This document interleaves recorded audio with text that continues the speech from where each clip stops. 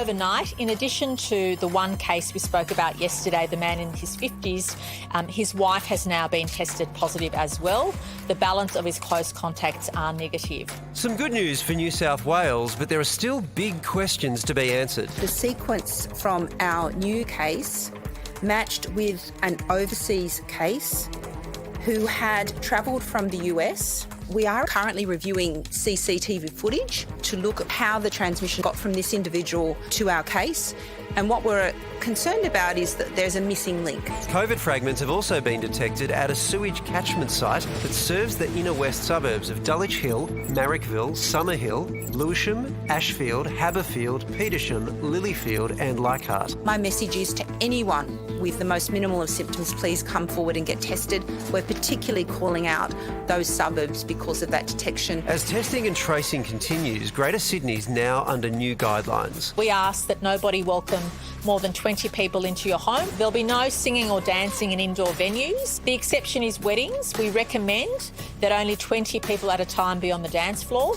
Mask wearing at indoor places will be compulsory for the next 3 days.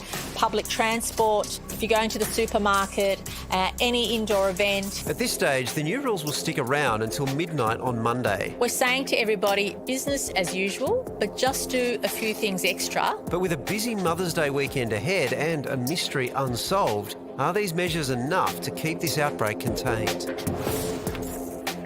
Here we are again. Here we are again. Wow. The Mother's Day thing is interesting because indoor is the main issue with COVID. We know that from experience. And the weather in Sydney over the weekend is meant to be wet, which means Mother's Days will probably be inside, which does increase the risk. It's not a great situation.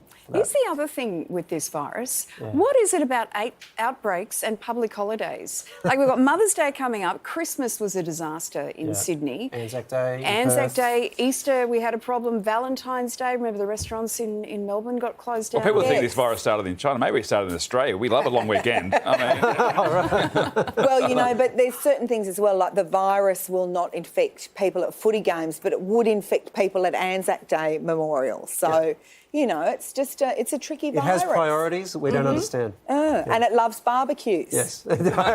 From expert opinions to in-depth analysis and reporting, the Project YouTube brings you the biggest stories from Australia and around the globe.